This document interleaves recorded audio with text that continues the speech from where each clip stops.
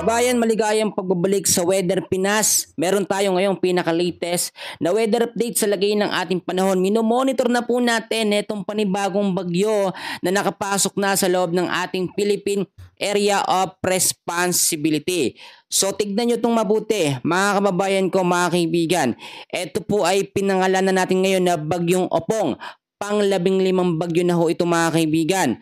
At sa ngayon ay kumikilos po ito, no? So alamin natin yung mga detalye. Huli hong namataan, ito nga pong si Bagyong Opong na may estimated pong layo na 1,045 kilometers east of northeastern Mindanao at tinataglay po nito ang hangin ngayon na 55 kilometers per hour. Malapit pa rin sa may sentro. May bugso naman ito hanggang 70 kilometers per hour at ang pagkilos niya pa west-southwestward sa bilis na 10 kilometers per hour. Medyo mabagal yung pagkilos niya, pero pinapangambahan natin dito dahil nga po nandyan pa rin ito sa Bagyong Nando ay malaki yung tsansa na hatakin po. Papalapit ito dito po sa ilang bahagi ng Eastern Visayas at maapektuhan din ng ilang bahagi ng extreme Northern Luzon kapag mas lumapit pa eto nga pong si Bagyong Opong, no?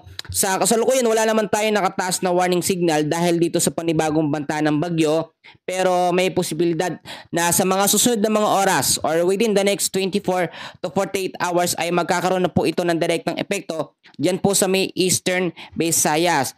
So ngayon, tignan pa rin natin yung epekto nito nga pong si Bagyong Opong. Meron tayong tinatawag ngayon na track and intensity forecast. Ito yung dadaanan niya.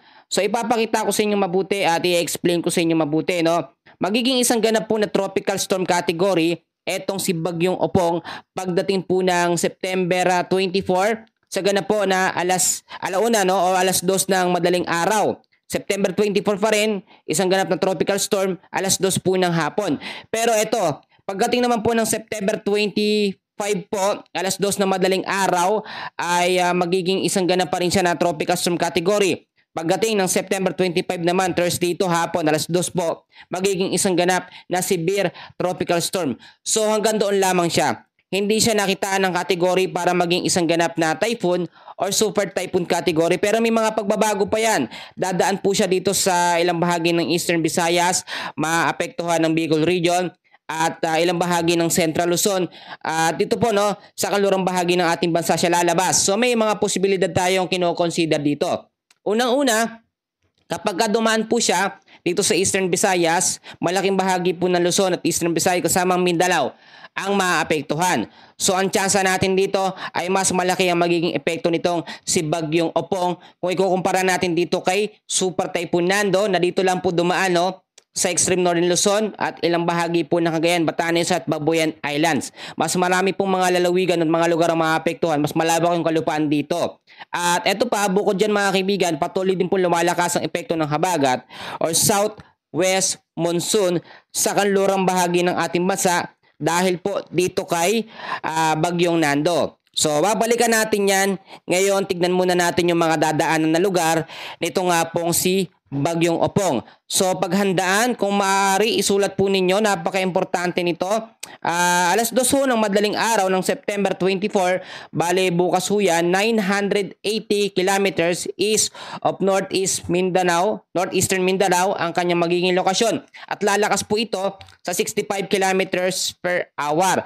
Pagdating naman po ng alas 2 ng hapon bukas, 800 kilometers east of northeastern Mindanao pa rin po siya, 75 kilometers per hour. Tropical storm category ho siya. Pagdating naman ng September 25, yan po ay alas 2 ng madaling araw. Meron po siyang 585 kilometers east of Eastern Samar at lalakas ulit siya sa 85 kilometers per hour. So kung napapansin nyo yung similarities nito nga pong si Bagyong Nando at dito sa panibagong bagyo, dyan din halos yung kanyang mga dinaanan. Ito lang si Bagyong Nando ay nag-recurve, medyo nagbago at lumihis ang direksyon. Pero ito, walang kawala ho dito ang ilang bahagi ng Eastern Visayas. Kaya ngayon pa lamang ho ay nagbibigay na tayo ng babala at paalala sa ating mga kababayan na nakatira ho dyan. Dahil possible na malawak po ang mga lugar na maaapektuhan nito. So balikan ulit natin yan. Dito naman tayo kay Bagyong Nando. Si Bagyong Nando po ay nasa labas na ng ating Philippine Area of Responsibility at meron pong lokasyon na 540 kilometers west of Basco, Batanes. Outside far po yan. Tinataglay niya yung lakas ng hangin ngayon sa 185 kilometers per hour. Malapit pa rin sa may gitna. Yan, nakikita nyo yan. At may bugso na 230 kilometers. May pagkilos naman po pa west-northwestward sa bilis na 20 kilometers per hour. Meron pa rin tayo nakataas na signal number 1 sa ilang bahagi ng Luzon. Kasama dyan ang ilang bahagi ng Batanes, Cagayan, northern portion po ng Isabela. Kasama po dyan ang ilang bahagi ng Apayao, Abra, Kalinga, Mountain Province, Ifugao, Benguet, Ilocos Norte, Ilocos Sur, La Union, at northwestern portion po ng Pangasinan. So mag-ingat pa rin tayo sa malawakang pag-uulan. Ngayon, ang ilang bahagi naman ng Metro Manila nakakaranas po ng malawakang pag-uulan dahil sa habagat. So balikan natin yan.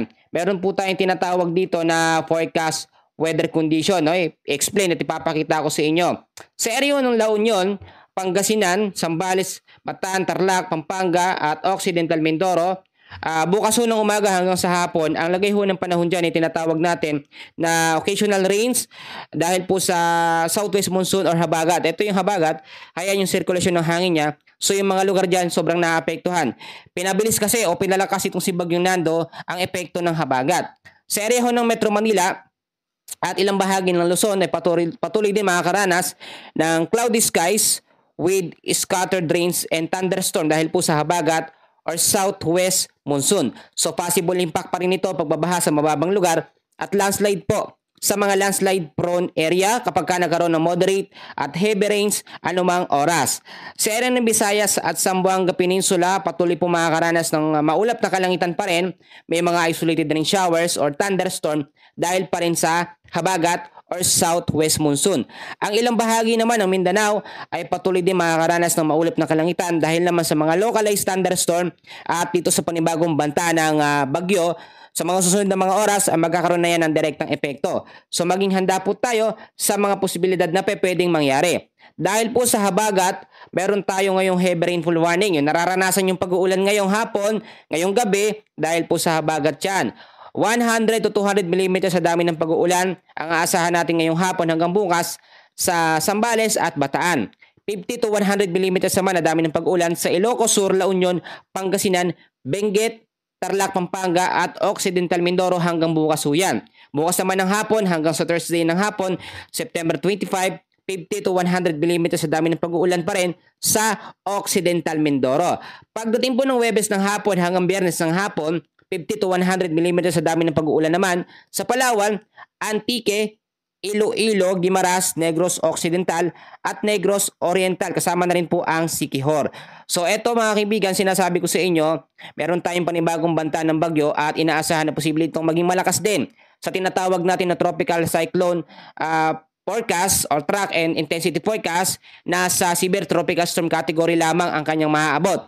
Pero take note, may mga posibilidad pa na pwedeng mangyayari sa pagbabago at kilos nito nga pong panibagong bagyong si Opong. Kapag ka nag-intensify siyan o lumakas, bigla lumakas dahil sa habagat at dito kay Bagyong Nando, may posibilidad na pumalo yan hanggang sa typhoon category. Sa ngayon, yan muna ang pinaka-latest na update natin sa lagay ng ating panahon. Maraming salamat po sa inyong lahat.